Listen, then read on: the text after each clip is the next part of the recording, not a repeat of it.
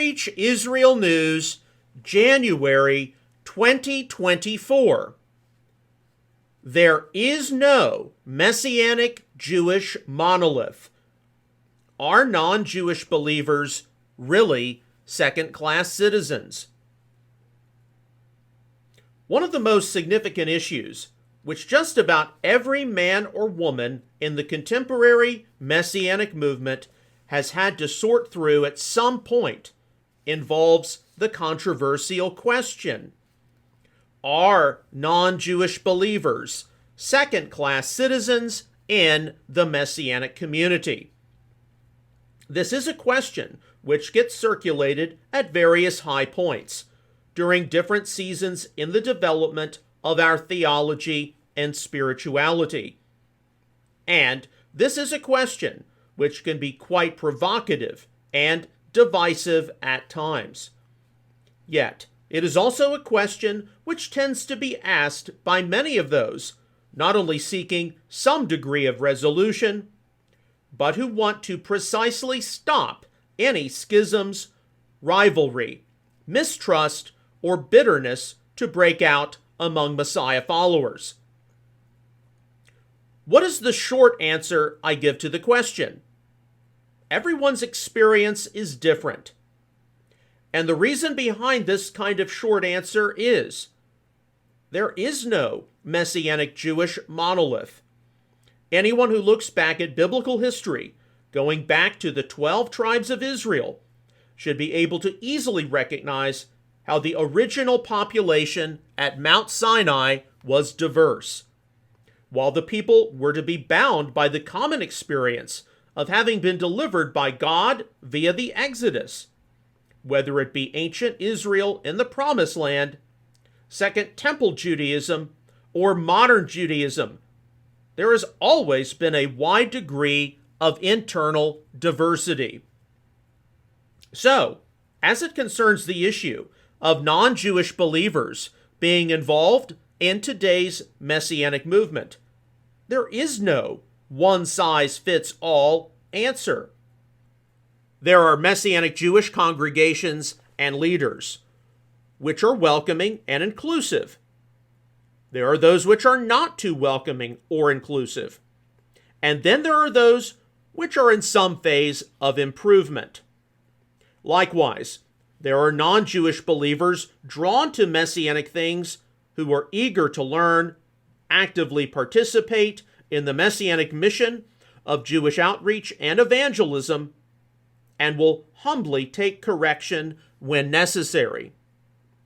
There are other non-Jewish people who enter into Messianic venues whose personality may come into immediate conflict with Messianic Jewish believers, and who are probably not too compatible with the Messianic mission and being sensitive to various Jewish matters. Ancient Israel was to be a welcoming community. During the period of the judgments upon Egypt during the Exodus, the God of Israel declared to the Egyptian Pharaoh, "But indeed, for this reason, I have allowed you to remain, in order to show you my power and in order to proclaim my name through all the earth." Exodus 8:16, New American Standard. While the God of Israel was in the process of humiliating the 15th or 13th century BCE superpower, because of them enslaving his chosen people, he did so with the express intention of demonstrating his mightiness to the whole of humanity. The assertion of the Lord in Exodus 19:5 further demonstrates how his selection of Israel proper as his own is hardly to the isolation of his intentions for the world at large. Now then, if you will indeed obey my voice and keep my covenant, then you shall be my own possession among all the peoples, for all the earth is mine. New American Standard. The selection of the descendants of Abraham, Isaac, and Jacob, and the unique destiny that the Creator has had for them, was not so that they could be a special and unique people closed off and isolated unto themselves. As God delivered the people of Israel from their Egyptian servitude, it is recorded how it was not only ethnic Hebrews, but also a mixed multitude, Exodus 12:38, New American Standard, or many other people, New International Version, who left with them. These were non-Israelites who recognized the one God of Israel and joined into the community of Israel. Throughout the Torah, they are often classified as being gerim, sojourners or aliens, who were definitely a part of the community of ancient Israel along with those native-born. Various gerim or sojourners were often a particularly vulnerable class, along with widows and the poor. Leviticus 19:10, 23:22, Deuteronomy 24:14. It was explicitly commanded of ancient Israel in Leviticus 19:34, "The stranger who resides with you shall be to you as the native among you, and you shall love him as yourself, for you were aliens in the land of Egypt. I am the Lord your God." New American Standard. Deuteronomy 10:19 also stated, "So show love for the alien, for you were aliens in the land of Egypt." New American Standard. Many of the gerim doubtlessly entered into the community of ancient Israel because of the mechanisms in place for material support, such as being able to glean from fields. Not having a home elsewhere, native-born Israelites were to be sure to welcome them in and love them, not forgetting the goodness and kindness of the God who is faithful to deliver their own ancestors from the oppression of Egypt. The sojourner among the different groups of ancient Israelite society was enjoined to learn and keep the commandments of Moses' teaching, Deuteronomy 31:12. While it is naive to conclude that the native-born and sojourner within ancient Israel were exactly the same, it is fair to deduce how the native-born and sojourner had far more in common than not. That ancient Israel was to be a community which made an impact beyond itself is easily seen in the prayer issued by King Solomon at the dedication of the first temple. Also, concerning the foreigner who is not of your people Israel, when he comes from a far country for your name's sake, for they will hear of your great name and your mighty hand, and of your outstretched arm. When he comes and prays toward this house, hear in heaven your dwelling place, and do according to all for which the foreigner calls to you, in order that all the peoples of the earth may know your name, to fear you, as do your people Israel, and that they may know that this house which I have built is called by your name. 1 Kings 8:41-43, New American Standard. The physical descendants of Abraham, Isaac, and Jacob, who we would acknowledge as Israel proper, had a God-given responsibility to be welcoming of any outsiders who would enter into the community, recognize the one God of creation, and honor his statutes.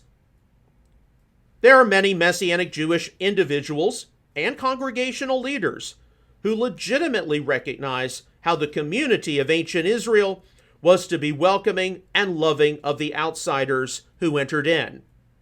They have used this as a framework for approaching the many non-Jewish believers who have come into their congregations and synagogues so that they might find a place of belonging. But this has sadly not been the case with everyone. The distinction of Israel proper. Given the fact that throughout the Tanakh, Old Testament, scriptures, our Creator had made significant promises to the physical progeny of Abraham, Isaac, and Jacob. It should be no surprise how he has doubtlessly been concerned with their preservation and uniqueness. Severe warnings were issued by Moses to Israel in the book of Deuteronomy, as the population was being readied to enter into the Promised Land. Among the many admonitions made, Deuteronomy 18:9 does stand out. When you enter the land which the Lord your God gives you, you shall not learn to imitate the detestable things of those nations. New American Standard. The Lord was not going to free his people from Egyptian bondage and prepare them during the wilderness sojourn for them to only enter into their inheritance and find themselves engulfed by Canaanite paganism. That there were major levels of success and failure on the part of ancient Israel and the Jewish community. To not be ensnared by pagan influences is witnessed throughout both the record of the Tanakh and ancient history. Significant challenges ensued for the exiles which returned from Babylon regarding intermarriage with local pagan women. The book of Ezra specifically detailed the problem of how Jewish men had married foreign wives, which they had to put away precisely because it would have endangered the survival of the Jewish people. The threat of pagan assimilation, a temptation to abandon the one God of Israel and the ways of his Torah, was especially peaked during the Maccabean crisis, when observance of various Torah practices was threatened with death by the Seleucid Greeks. To be sure, while many in either ancient Israel or the Second Temple Jewish community unfortunately succumbed to temptation, many were seen to rightfully stand against the influence of paganism and stress the significance of fidelity to God's instruction and the importance of their heritage. Yet, by the 1st century CE, as the good news of Yeshua the Messiah began spreading into the wider Mediterranean, various overly conservative Jewish believers had to have much of their worldview challenged, especially as it concerned the integration of Greeks and Romans into the community of faith. Much of Second Temple Judaism, particularly among a sect such as the Pharisees, was concerned with maintaining Jewish identity and cohesion, wanting to erect safeguards against pagan influence, especially polytheism and sexual immorality.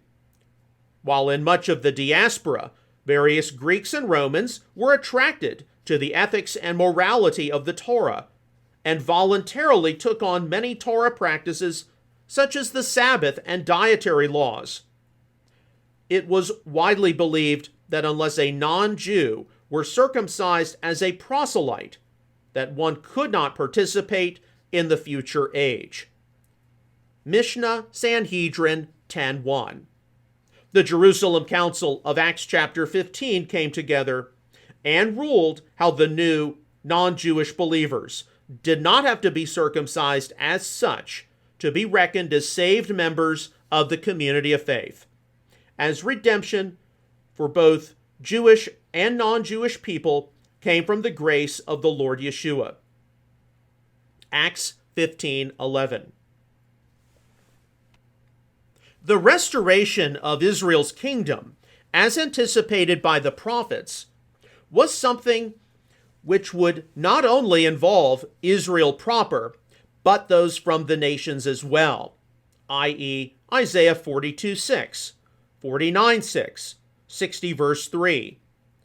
James the Just testified how the tabernacle of David was being restored, Acts 15:15 through 18, quoting Amos 9:11 and 12 in its Septuagint version, a picture of a restored 12 tribes of Israel at the center, and then enlarged borders to welcome in the righteous from the nations into Israel's kingdom realm. To be sure, the first century apostles wanted to see Jewish and non-Jewish people not only brought to saving faith in the Messiah of Israel, but for them to be co-laborers in the restoration of Israel's kingdom, heralding the return of Yeshua. Acts 1:6. Certainly, across today's Messianic community, it is recognized how the restoration of Israel envisioned by the apostles is still something to be realized.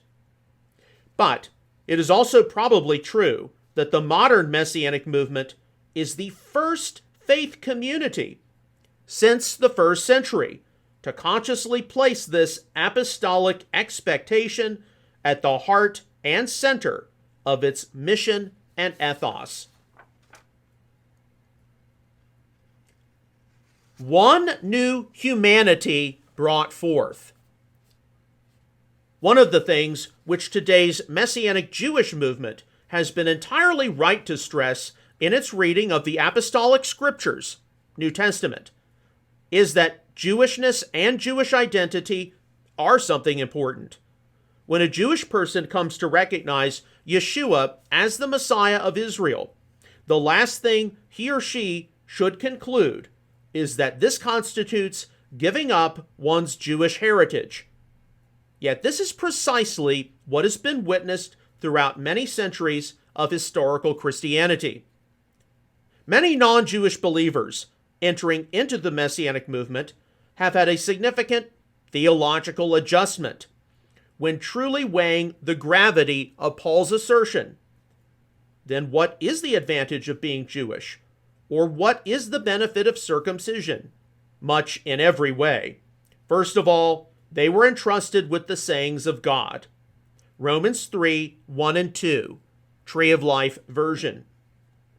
Even a seemingly negative word, such as Romans 11:28 and 29, detailed how in spite of a wide-scale first century rejection by the Jewish people of their Messiah, they were still to be regarded as chosen of God and possessing an irrevocable calling. Concerning the good news, they are hostile for your sake, but concerning chosenness, they are loved on account of the fathers. For the gifts and the calling of God are irrevocable. Tree of Life version.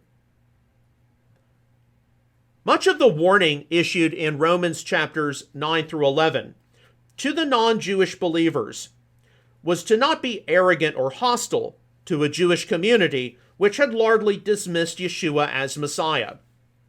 Many of us in today's Messianic community are indeed witnessing some of the expectation of Romans 11:11 and 12. I say then, they did not stumble so as to fall, did they? May it never be. But by their false step, salvation has come to the Gentiles, to provoke Israel to jealousy. Now if their transgression leads to riches for the world, and their loss riches for the Gentiles, then how much more their fullness? Tree of Life version. We believe that the many multitudes of Messianic Jewish people on the scene of history today is an indication of how the world is getting closer to the return of the Messiah. And for this, we should all rejoice. However, the place of non-Jewish believers, and specifically the issue of Jewish and non-Jewish equality in the body of Messiah, has been one of the most difficult matters for our faith community to sort through. Some of this is due to various overly conservative theological influences, and some of this is due to a number of insecurities on the part of some of the older Messianic Jewish pioneers. Many are unwilling to sit down and reevaluate some of their long-held beliefs, and others who want to see various reforms and changes implemented can get impatient and even a little hostile. Throughout much of the broad Messianic movement, you will indeed hear the exclaim that Jew and Gentile are to be one new man in Yeshua, but probing what this actually is to mean and the spiritual power accessible is an ongoing process for many of us. Galatians 3:28 is commonly regarded as one of the most significant biblical passages regarding human equality in the body of Messiah. Paul asserted, "There is neither Jew nor Greek, there is neither slave nor free, there is neither male nor female, for you are all one in Messiah Yeshua." Tree of Life version. It is entirely correct to recognize how this verse stresses the universal availability of Yeshua's salvation to all ethnicities and classes of people, and those of both genders. It is also entirely correct to recognize how these groups of people hardly disappear or go away because of Messiah faith. But it has also been frequently recognized that a schism which was introduced via the fall, i.e. Genesis 3:16, has been overturned via the work of Yeshua on the tree and the post-resurrection era he has inaugurated. Many examiners will note how the three categories Paul indicated in Galatians 3:28 appeared in an ancient Jewish prayer, where an observant Jewish male would have thanked God for not being made a Gentile or pagan, a slave, or a woman. Rabbi Judah says, a man must recite 3 benedictions every day. Praised be thou, O Lord, who did not make me a Gentile. Praised be thou, O Lord, who did not make me a boor. Praised be thou, O Lord, who did not make me a woman. Tosefta Barakot 6:18. It is rightfully concluded how the Apostle Paul's words in Galatians 3:28 directly subverted this ancient Jewish prayer, and in the same order, no less.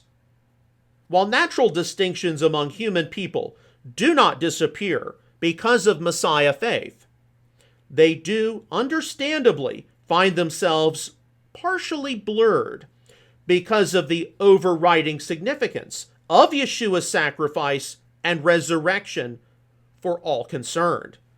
Distinctions which naturally exist, be they of ethnicity or gender, are not to be barriers to service in the body of Messiah. Rather, all who are in the Messiah possess gifts, talents, and skills which are to mutually bless and enrich one another.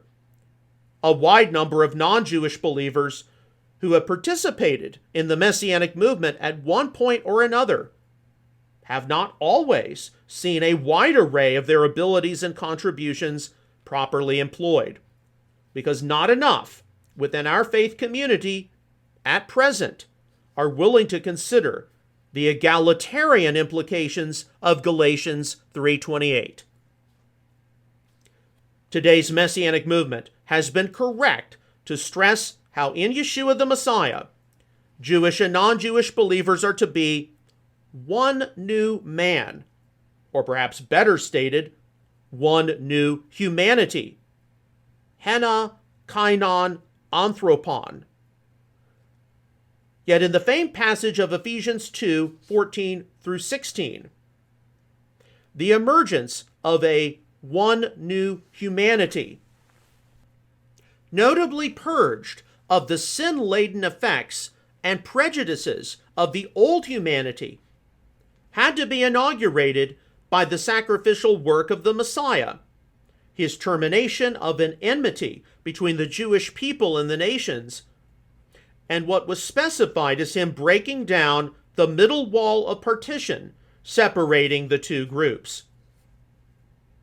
For he is our peace, who made both groups one, and broke down the middle wall of partition, having abolished in his flesh the enmity, the religious law of commandments and dogmas, that he might create in himself the two into one new humanity, so making peace, and might reconcile them both in one body to God, through the wooden scaffold, having killed the enmity by it. Ephesians 2:14 through 16, Practical Messianic Edition. It is entirely incorrect to conclude that Jewish and non-Jewish believers becoming one means they become exactly 100% the same. The vision of Revelation 21:3 is a people of God made up of peoples, New Revised Standard. But what is definitely seen is a stress on the common work of Yeshua on behalf of all, and the tearing down of necessary barriers for inclusion within the kingdom of God. Within the Second Temple, a barrier wall was erected, separating out the court of the Gentiles from the interior complex. Its intention was to prevent the introduction of pagan desecrations. Greeks and Romans who crossed this barrier were to be immediately executed. Josephus, Antiquities of the Jews, 15:417, Wars of the Jews 5:194. Yet, while intending to protect the sanctity of the temple and Judaism, the barrier wall in the Second Temple complex was never something specified to be constructed in the Torah itself, and it symbolically represented any Second Temple Jewish mechanisms to have people prevented from coming to the God of Israel, rather than being welcomed in by the God of Israel. Clearly, the work of Yeshua the Messiah, being sacrificed on the tree for all human sinners, was to render whatever the dividing wall represented entirely inoperative for those in him. Many of today's Messianic Jewish leaders recognize how the kingdom of God is to be a welcome place for all who turn to the God of Israel via his son Yeshua, and indeed how the barrier wall of the Second Temple was not at all something he intended. One of the most significant representations of Jewish and non-Jewish believers in the body of Messiah is witnessed in Paul's depiction of the olive tree, Romans 11:17-24. His main intention was actually to warn the non-Jewish believers not to be arrogant against the natural branches of the Jewish people, stressing how if the God of Israel would prune his tree of natural branches to make room for wild branches, he could just as easily prune his tree of wild branches grafted in. The olive tree metaphor included a warning not to rejoice over the wide-scale, first-century Jewish dismissal of Yeshua as Israel's Messiah. Nevertheless, the olive tree metaphor did contain the assertion, for if you have been cut from what is by nature a wild olive tree and grafted, contrary to nature, into a cultivated olive tree, how much more will these natural branches be grafted back into their own olive tree? Romans 11:24, Tree of Life version. Non-Jewish believers were to be reckoned as wild olive branches, alongside of natural olive branches in the olive tree. Non-Jewish believers were not apple or cherry branches grafted in to the olive tree. All were reckoned to be olive branches, meaning that while there were various kinds of olives, each possessing various distinct flavors as it were, their commonality as olives is noticeably more important. And while there are various debates seen regarding what the olive tree, either wild or natural branches, are grafted into, actually is, the Tanakh background behind Paul's metaphor indicates how Israel was the olive tree.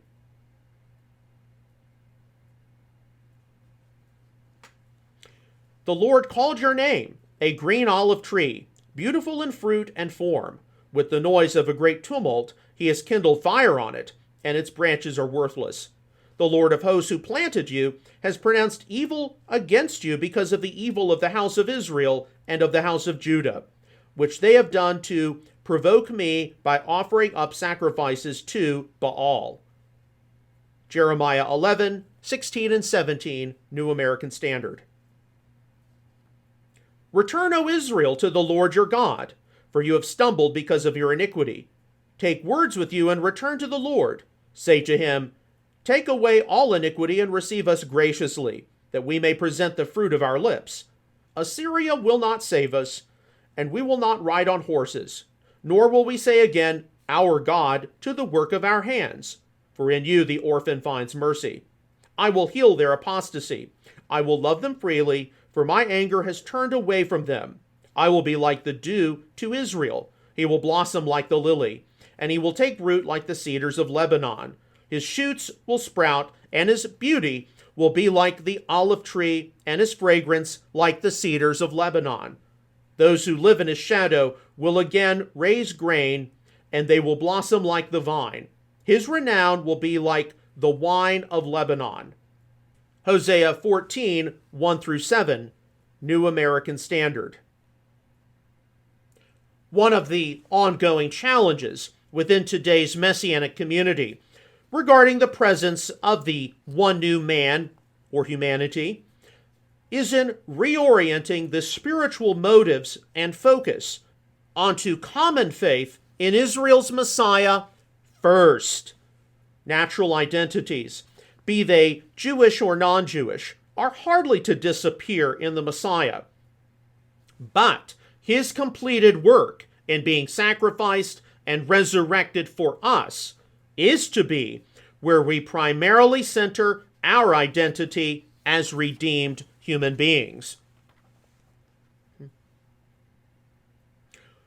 Are non-Jewish believers really second-class citizens? The original question of whether non-Jewish believers are second-class citizens in the Messianic Jewish movement depends not only on what venue one is a part of, but also the extent to which common faith in Israel's Messiah is given the main priority for spiritual identity and focus. Today's Messianic movement is rightly acknowledged to be the emerging Messianic movement, because this is an issue which many are still sorting through on various levels. And this is why it is often stressed why non-Jewish believers have to be specially called by the Lord into the Messianic community, certainly at its present phase of theological, spiritual, and sociological development. You have to be willing to be patient and let time and the Holy Spirit naturally take their course and perform some work. One of the major things which today's Messianic Jewish movement might improve upon is in discussing some of the challenges and difficulties faced by the Jewish people and Messianic Jewish pioneers, which many, if not most, of those from a Hebrew or Hebraic roots, or even a one law, one Torah to pronomian Christian perspective, are not taking into conscious consideration. This not only includes the complicated history of church and synagogue over many centuries, and broken promises by the Gentile world powers to the Jewish people, but also the high rejection of the Messianic Jewish pioneers by fellow members of the Jewish community. Many non-Jewish people who enter into Messianic venues demanding immediate equality and involvement in the assembly are not at all informed about how many of the Messianic Jewish pioneers of the 1960s and 1970s were considered dead by their Jewish families, the Jewish community, and how Messianic Judaism was originally set up to be a safe place of solace for Jewish believers in Yeshua. Perhaps if they took this into more consideration, a greater level of forbearance would manifest. For the future, as we get closer to the return of Yeshua, Jewish and non-Jewish believers more ably functioning together as one new man, humanity, should be better seen. At many Messianic Jewish congregations, non-Jewish male believers are definitely witnessed in all levels of local leadership. At the recent 2024 IAMCS Rabbis Conference, I indeed saw many non-Jewish believers licensed as Messianic pastors and teachers, and this actually included 2 females. While all of us are limited by our humanity, the Messianic experience and Messianic spectrum have demonstrably changed from when our family was originally summoned by the Lord into this in 1995. There is still much progress to be made. I continue to steadily find my own place as a teacher and leader, but I have confidence that our best days are ahead of us, provided we are willing to make the adjustments and improvements as He supernaturally guides us to His purposes.